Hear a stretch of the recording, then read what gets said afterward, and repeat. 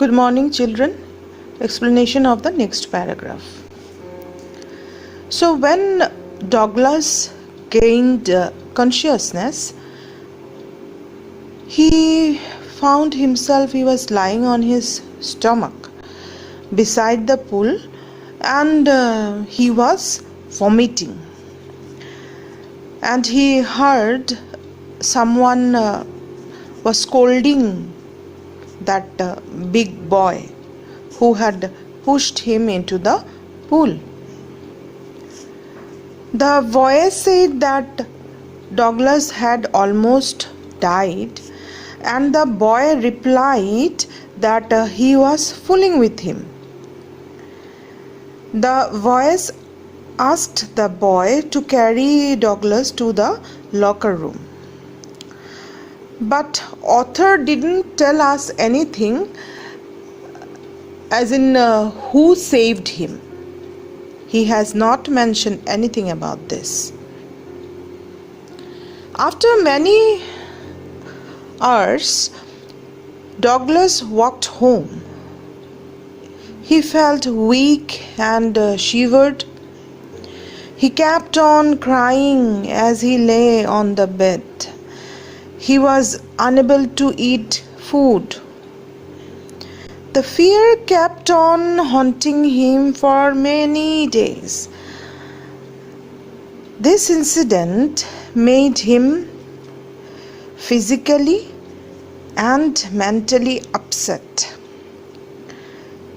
The slightest exertion used to make him feel that his knees were unable to bear his weight. He would feel like vomiting. So here, students, we get our another question, that is, how did this drowning experience affect Douglas? 2 marks. So Douglas did not go to the swimming pool as he feared water. He remained away from water bodies. After some years, Douglas came to know of a waterfall and wanted to go in it. Whenever he went closer to any water bodies, say rivers like the Taiten, Bumping River, Warm Lake of the Goat Rocks, the fear of water used to return. It would grab him completely and made him disabled, and it disabled his limbs and grab his heart. The fear of water remained with Douglas as he grew up. On the boating trips of different lakes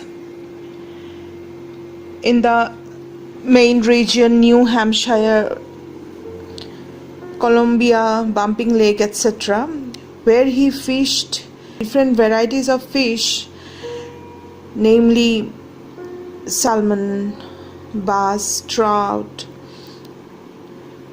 The fear followed him. His fishing trips were destroyed as he did not enjoy boating and swimming due to the fear of water. Now children, note down next question. What joys did his fear of water deprive him of? 2 marks. So this fear of water deprived Douglas of the joy of having fun with his friends or alone also during their fishing trips, and also the thrill of canoeing, boating or swimming. The moment he would go near water, his fear of water would start haunting him. Douglas wanted to overcome this fear, but was unable to get rid of it. Finally, in the month of October, he hired an instructor to teach him swimming. Douglas used to practice for an hour each day, 5 days a week. The instructor put a belt around Douglas's waist. That belt was attached to a thick rope. The rope went through an overhead pulley and was held by the instructor. Means the other end of the rope was held by the instructor. It ensured that in case Douglas drowned, the instructor would pull him out. Douglas swam across the length of the pool for several weeks. Whenever the instructor loosened the rope, he went down into the water and the fear would return. And it used to immobilize Douglas's legs. It was, say, after 3 months of practice that Douglas got comfortable. He started feeling comfortable in water. Then the instructor taught him when to breathe in and breathe out. The instructor taught him to put his face under the water and exhale. And he taught him to raise his nose out of the water and inhale. Douglas practiced this several times, and gradually he got rid of the panic that would grab him when he put his head under the water while swimming. In the next phase of the learning process, the instructor taught Douglas to kick the water's surface with his legs. He did this for many weeks. Initially, his legs did not move, but gradually they, relaxed, and finally Douglas could command them to kick in his desired way. And finally the instructor made Douglas a swimmer. When Douglas had perfected each phase, he compiled them. In the month of April, the instructor told Douglas that now he could swim. The instructor declared that Douglas is a swimmer now.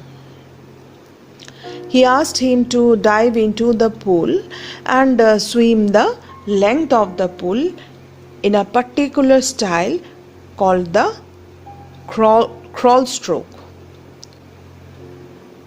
Douglas swam and classes came to an end. So children, your question here is, how did the instructor build a swimmer out of Douglas? 6 marks. So basically you will have to remember 3 phases. In the first phase, the instructor tied a belt around his waist. That part is the first phase, and he then tied a rope in that belt, and the other end of the rope was at the hand of the instructor. So that way actually he trained him. That is the first phase. Second phase, he trained him when to inhale and when to exhale. And in the third phase, final phase, he asked Douglas to kick water's surface with his legs. And at the end, he took a test. You can say it is a test by when the instructor asked Douglas to, swim in that particular style called the crawl stroke. So the instructor declared that Douglas is a swimmer. So his training came to an end. Though the instructor announced, but Douglas was not satisfied. Douglas had not overcome the fear yet, and he wondered if the terror would grab him when he would be alone in the water. Actually, he wanted to check whether he can swim all alone in the absence of the trainer, the instructor. So Douglas tried to swim alone in the pool. The terror returned in small phases, but now as he knew how to swim, he faced the terror with confidence. He swam another length of the pool.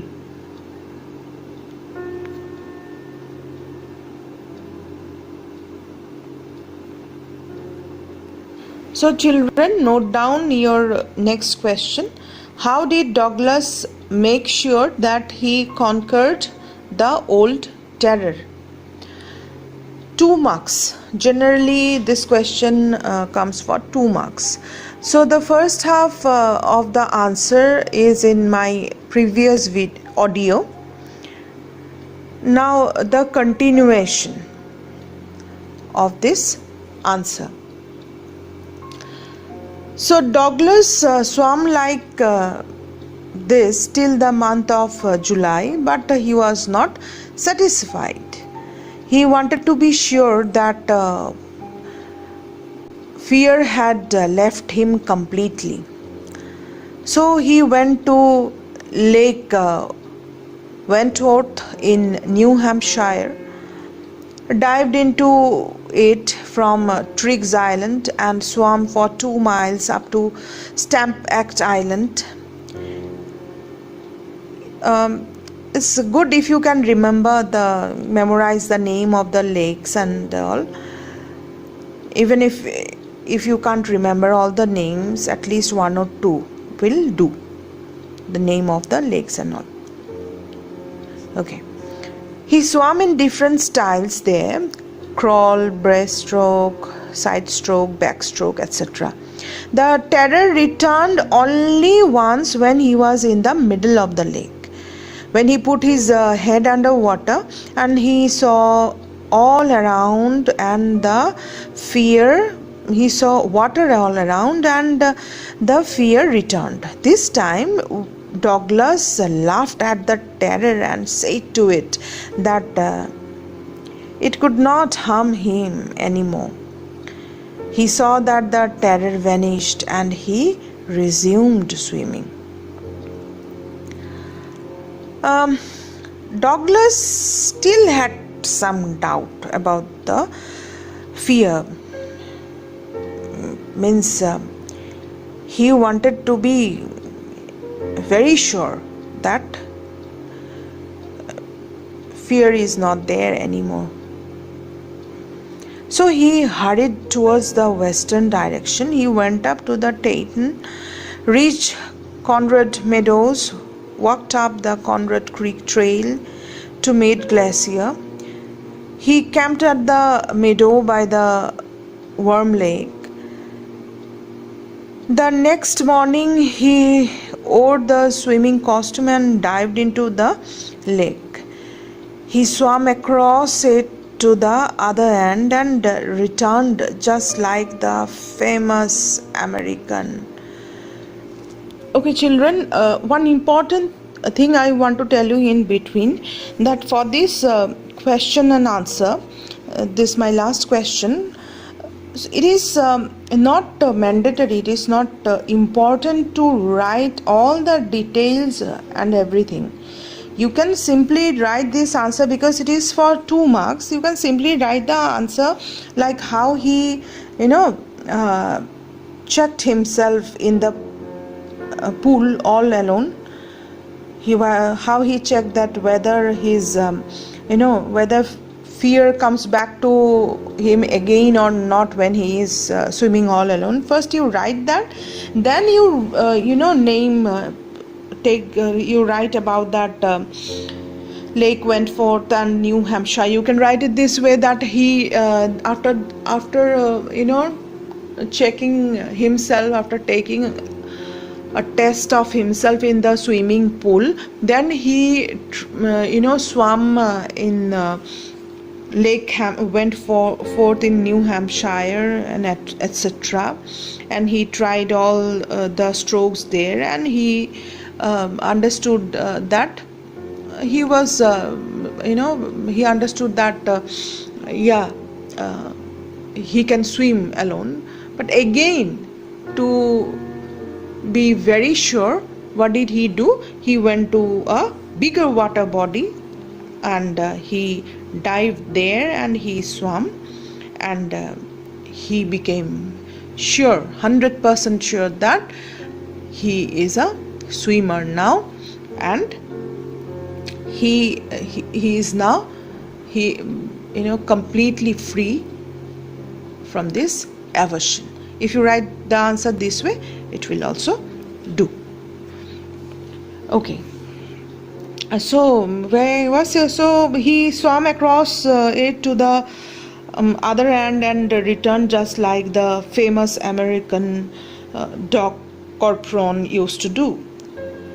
Douglas shouted with joy as he had overcome his fear. His voice resounded as the mountain peak named Gilbert Peak returned the echo. He had conquered fear of water. Now, children, explanation of the last paragraph. The experience of drowning had a great importance in Douglas's life.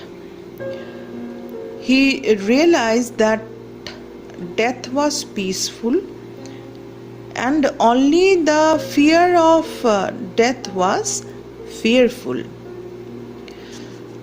Douglas recollects the words of one of the presidents of America, that is Roosevelt.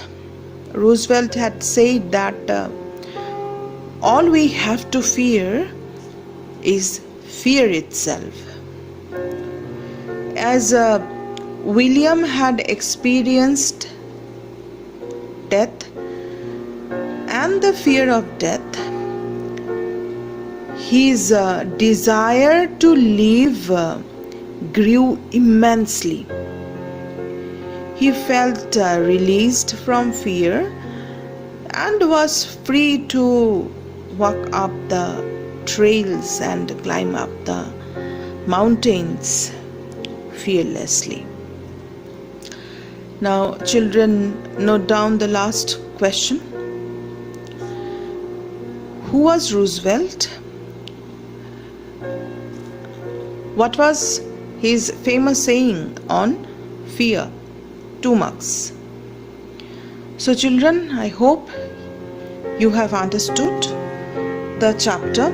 The chapter is very easy, very, very easy. Very stereotype question comes. The maximum part of the chapter is only about the drowning experience of the author. So almost in each paragraph he has talked about the same old thing. His drowning, fear stricken, then his legs were paralyzed, etc., etc. He tried to shout. So you just remember these points, that will help you. And as I said, very common stereotype question comes. So I hope that you will not have to work very hard for this chapter, and the question bank I will provide you for sure. Thank you.